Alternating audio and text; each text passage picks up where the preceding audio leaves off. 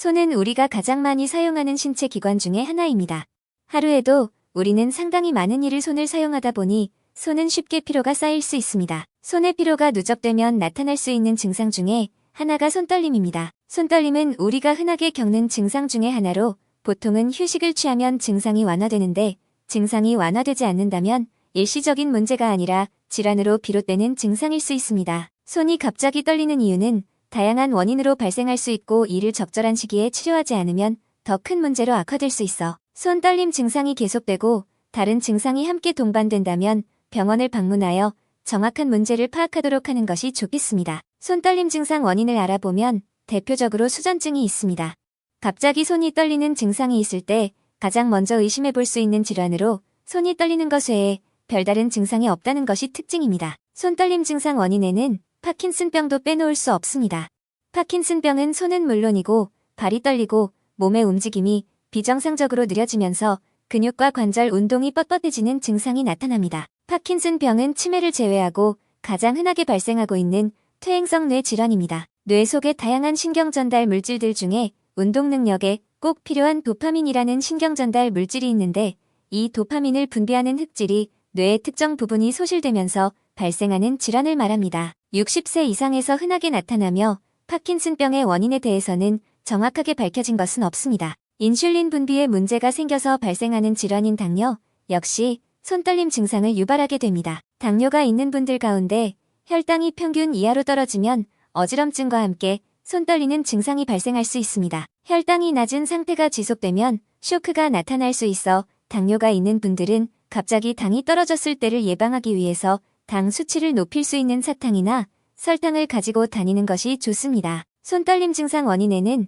갑상선 기능 항진증도 관련이 있습니다. 갑상선 호르몬이 우리 몸에서 과도하게 생성되는 질환입니다. 갑상선 호르몬 항진증은 갑자기 손떨림 같은 증상이 나타날 수 있고 맥박이 빨라지며 배변 횟수 역시 증가할 수 있습니다. 갑상선 항진증이 있는 경우에 불안함과 초조함을 자주 느끼게 되며 몸에 열이 올라서 겨울에도 더위를 느낄 수 있습니다. 말초신경병 중에서도 갑작스럽게 손떨림 증상을 발생시킬 수 있습니다. 손목의 안쪽 인대가 굵어지면서 정중신경을 압박하면서 손바닥과 엄지, 중지의 손가락 끝이 저린 증상이 있고 손등이나 새끼손가락에는 저림 증상이 없다는 것이 특징입니다. 손떨림은 유전적인 영향으로 나타나기도 합니다. 부모님 가운데서 수전증이 있는 분들은 수전증이 발생할 가능성이 있고 오른손잡이는 오른손에 왼손을 사용하는 분들에게 선은 왼손에서 먼저 수전증이 발생합니다. 유전력으로 손떨림 증상이 있는 분들은 증상이 심해지면 머리, 목소리에도 떨림이 있을 수 있습니다. 복용하는 약물의 부작용으로 손떨림 증상이 나타나기도 합니다.